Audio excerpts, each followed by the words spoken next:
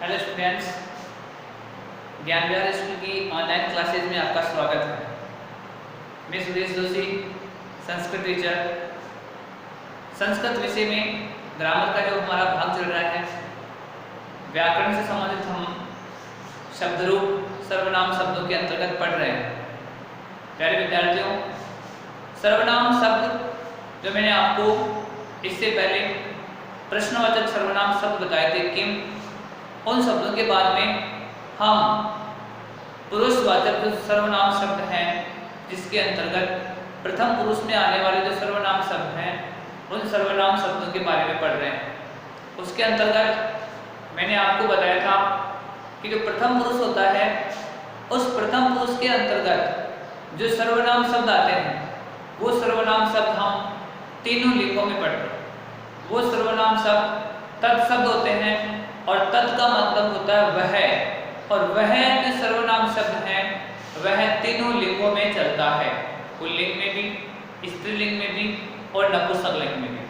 मैंने आपको इससे पहले जो हमारा लास्ट वीडियो था, उस वीडियो में हमने सर्वनाम तत्शब्द पुल्लिंग के और नपुंसकलिंग के शब्द रूप उसमें पढ़े थे। आज जो हम सर्वनाम शब्दों के अंतर्गत तत्शब्द के शब्द रूप पढ़ेंगे, वो होंगे स्त्रीलिंग के। और स्त्रीलिंग के जो सर्वनाम शब्द हैं तत्, वह पुल्लिंग और नपुंसकलिंग से हटकर हैं। जिस प्रकार मैंने आपको प्रश्नवाचक किम शब्द स्त्रीलिंग के शब्द रूप बताए थे, उनके अनुसार ही सर्वनाम तत्शब्दों के शब्द रूप चलते हैं। प्यारे विद्यार्थियों, इसमें आपको जो सारे सर्वनाम शब्द हैं उनको याद करना आवश्यक नहीं है, उनको समझना आवश्यक है। क्योंकि जब आप तीनों लिंगों में सर्वनाम शब्दों को या सर्वनाम शब्दों के अंतर्गत यदि आपने एक भी, यानी हर एक लिंग में अलग अलग यदि एक सर्वनाम शब्द यदि आपने याद कर लिया, तो प्रथम पुरुष वाले जो सर्वनाम शब्द है आपके लिए आसान बन जाएंगे। उसके लिए जैसे किम शब्द के शब्द रूप, एतत् शब्द के शब्द रूप, तत् शब्द के शब्द रूप, ये शब्द रूप यदि आपने इन तीनों में से किसी एक का याद कर लिया अलग अलग लिंगों में, जैसे पुल्लिंग का किम शब्द याद कर लिया, तो इसके अंतर्गत आपके जो सर्वनाम तत् शब्द वह आसान हो जाएगा। और उसके बाद में जो एतत् शब्द होता है यह, वह भी आपके लिए बिल्कुल आसान बन जाएगा। इसी प्रकार स्त्रीलिंग में और इसी प्रकार नपुंसकलिंग में होता है। मैं आपको इसकी संपूर्ण जानकारी दूंगा कि किस प्रकार आपके यदि एक शब्द रूप को आप याद करते हैं तो उसके शब्द रूप बनेंगे। ये मैं आपको जानकारी नेक्स्ट वीडियो में दूंगा। इस वीडियो में हम आज पढ़ेंगे जो सर्वनाम पुरुषवाचक शब्द होते हैं, उनके अंतर्गत जो स्त्रीलिंग के शब्द रूप हैं उनको।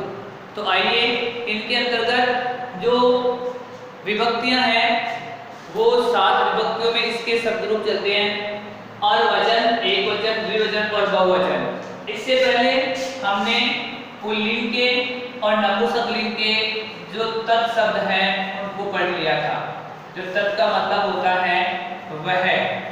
और अब इसके अंतर्गत हम आज पढ़ेंगे जो स्त्रीलिंग है, इस स्त्रीलिंग के तत् शब्दों को।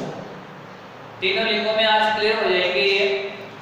अब इसके अंतर्गत जो प्रथमा विभक्ति आती है उसमें इसके शब्द रूप चलेंगे सा, ते, तः। अर्थात वह, वे दोनों और वे सब, उसने, उन दोनों ने, उन सब ने। लेकिन यहाँ पर आपको लिंग काम में लेना है स्त्रीलिंग। इस बात का आपको विशेष ध्यान रखना है। सा, ते, तः, वह, वे दोनों और वे सब, ये स्त्रीलिंग के लिए प्रयुक्त होंगे। द्वितीय विभक्ति आपको इसके साथ साथ में जो कारक चिन्ह है उनका प्रयोग करते हुए इनको लिखना भी है। द्वितीय जो विभक्ति है वो होगी ताम, ते, तः। ताम, ते, तः।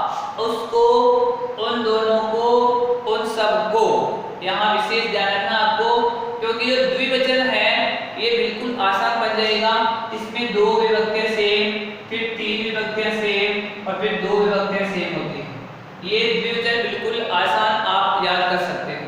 तृतीय विभक्ति के अंतर्गत हम आते हैं तो इसमें होता है तया, ताभ्याम, ताभि, उससे, उन दोनों से और उन सब से, या उसके द्वारा, उन दोनों के द्वारा, उन सब के द्वारा। क्योंकि जो तीसरा कारक होता है वो होता है करण से या द्वारा, करण से या द्वारा, ये तीसरा जो कारक होता है। तो इसके दो प्रकार से आप प्रयोग कर सकते हो, यानी उसके द्वारा, उन दोनों के द्वारा, उन सब के द्वारा। फिर चतुर्थ विभक्ति होती है तस्यै, ताभ्याम, ताभ्ये। अब कारक के आधार पर हम लेंगे तो कर्ता ने कर्म को कर्म से संप्रदान के लिए, उसके लिए, उन दोनों के लिए, उन सब के लिए। पंचमी विभक्ति तस्याः, ताभ्याम, ताभ्ये। कारक चिन्हों के आधार पर देखते हैं तो कर्ता ने कर्म को कर्ण से संप्रदान के लिए अपादान से यहाँ अलग होने के भाव से है, उससे, उन दोनों से, उन सब से, अलग होने के भाव में। फिर तस्याः षष्ठी विभक्ति तस्याः, तयोः, तासाम्, उसका, उन दोनों का, उन सब का, ये संबंध प्रकट करता है। संबंध प्रकट करने के लिए हम षष्ठी जो विभक्ति होती है उसका प्रयोग करेंगे। स्त्रीलिंग में होगा तस्याः। यदि आपसे मैं पूछूं तो आपको बताना है कि यहाँ पर आपको स्वयं को सोचना है। यदि पुल्लिंग में हम काम में लेते हैं तो यहाँ पुल्लिंग में काम में आता है तस्य, उसका। लिंग की जानकारी आपको पता होनी चाहिए। तो तस्याः, तयोः, तासाम्, उसका, उन दोनों का, उन सब का। फिर सप्तमी विभक्ति के अंतर्गत आते हैं तो सप्तमी विभक्ति में होता है तस्याम्, तयोः, तासु, यानी कि उसमें, उन दोनों में, उन सब में। सप्तमी अधिकरण जो कारक होता है में पर, या उस पर, उन दोनों पर, उन सब पर।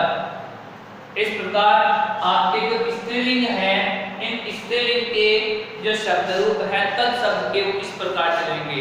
प्यारे विद्यार्थियों, यदि आपको इसका याद करने का सही तरीका ढूंढना है तो आप, यदि आपको याद ही करना है इनको, तो आप वजन के अनुसार इसको याद कर सकते हो। और यदि आपको इसकी कारक चिन्हों के आधार पर याद करना है तो आपको इसको विभक्ति वाइज याद करना पड़ेगा, क्रमबद्ध तरीके से। सा, ते, ताः, ताम, ते, ताः, तया, ताभ्याम, ताभि, तस्यै, ताभ्याम, ताभ्ये, तस्याः, ताभ्याम, ताभ्ये, तस्याः, तयोः, तासाम्, तस्याम्, तयोः, तासु। यदि इस प्रकार आपको याद करना है तो कारक विभक्तियों का, कारक चिन्हों का विशेष ध्यान रखना पड़ता है और वो आपके लिए बहुत ही इजी बन जाता है। यदि आपको इस प्रकार का कोई सर्वनाम शब्द आता है और प्रश्न निर्माण करना पड़ता है सर्वनाम शब्दों के आधार पर, तो आपके लिए बिल्कुल आसान ये तरीका रहेगा। और आपको यदि याद करने के तरीके से, याद करने के उद्देश्य से यदि याद करना है तो आप वचन के अनुसार याद करो। सा, ताम, तया, तस्य, तस्य, तस्या, तासाम्। ये बिल्कुल इस प्रकार इजी हो जाएगा। क्योंकि जब आप द्विवचन को समझोगे कि द्विवचन में दो विभक्तियां सेम, तीन विभक्तियां सेम, फिर दो विभक्तियां सेम, ते, ते, ताभ्याम, ताभ्याम, ताभ्याम, तयोः, तयोः। और फिर बहुवचन में यदि से याद करते हो ता, ता, ताभि, ताभ्ये, ताभ्ये, तासाम्, तासाम्। इस प्रकार आपको एक, जब स्त्रीलिंग में आप शब्द रूप याद कर लोगे तो इसका मतलब स्त्रीलिंग में आने वाले जो दो सर्वनाम शब्द और होते हैं किम और एतत्, वो आपके लिए बिल्कुल ही आसान बन जाएंगे। तो आपको इन सर्वनाम शब्दों को कारक चिन्हों के आधार पर पुनः लिखना है और इनको आपको साथ साथ में याद भी करना है। इनके बारे में बता दूं कि परीक्षा से संबंधित, एग्जाम से संबंधित कई प्रकार के प्रश्न पूछे जाते हैं इनके अंतर्गत। कई प्रकार से इनसे हम वाक्य निर्माण भी करते हैं ताकि इनको याद करने पर आपके लिए ये बहुत ही आसान बन जाता है। अगले वीडियो में हम सर्वनाम शब्दों के अंतर्गत ही पढ़ेंगे, जिसके अंतर्गत हम जो तीनों सर्वनाम शब्द, तीन सर्वनाम शब्द, उनके बारे में मैं आपको विशेष जानकारी दूंगा। तब तक आप इनको लिखिएगा, याद करिएगा। धन्यवाद।